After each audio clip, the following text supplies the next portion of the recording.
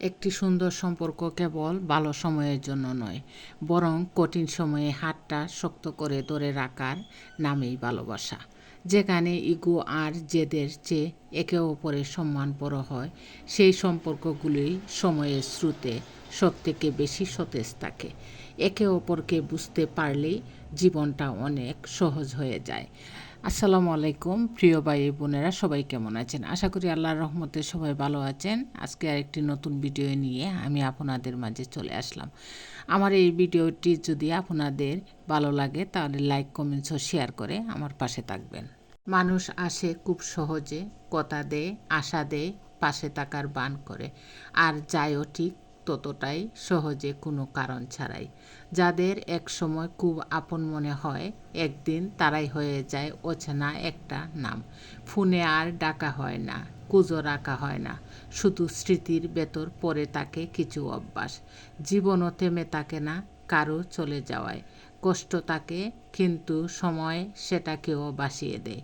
মানুষ আসবে, মানুষ যাবে, থেকে যাবে শুধু নিজের সাথে নিজের লড়াই। সবাইকে খুশি রাখার দায়িত্ব আপনার নয়, বরং যারা আপনাকে বুঝে তাদের আগলে রাখাই যথেষ্ট। মুখোশধারী মানুষের ভিড়ে আসল মানুষ চেনাটা আজকাল খুব কঠিন হয়ে দাঁড়িয়েছে। বিপদের সময় যারা অজুহাত না দিয়ে পাশে এসে দাঁড়ায়, তারাই আপনার প্রকৃত শুভাকাঙ্ক্ষী।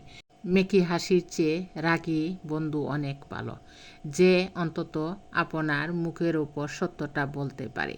সম্পর্কের গভীরতা চেনা যায় তর্কের সময় নয়, বরং প্রয়োজনের সময়।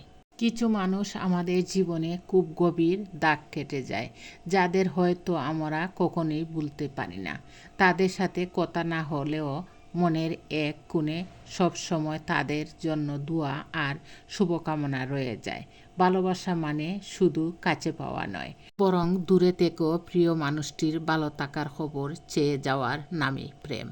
নিজের চেয়ে তার খুশিকে বেশি গুরুত্ব দেওয়াই হলো সবথেকে পবিত্র অনুভূতি। বুদ্ধিমান মানুষ কথা কম বলে, বেশি শুনে। সে বুঝে সব উত্তরের ভেতরেই সত্য থাকে না। কারো কথা শেষ না শুনে সিদ্ধান্ত নেয় না, কারণ তাড়াহুড়ো অনেক ভুলে শুরু হয়। সে চুপ করে দেখে, বুঝে আর বিচার করে। অপ্রয়োজনীয় তর্কে নিজেকে জড়ায় না। সব জায়গায় নিজের কথা জেতাতে চায় না, বরং কখন থামতে হয় সেটা জানে। শোনা মানে শুধু কান দিয়ে ধরা না, এটা বোঝার এক গভীর অভ্যাস। রক্তের সম্পর্ক ছাড়া যদি কোনো মানুষ তোমার জন্য কান্না করে, তাহলে তাকে কখনো হারিয়ে যেতে দিও না, কারণ এমন মানুষ সবার ভাগ্যে থাকে না। ধন্যবাদ সবাইকে। আসসালামু আলাইকুম।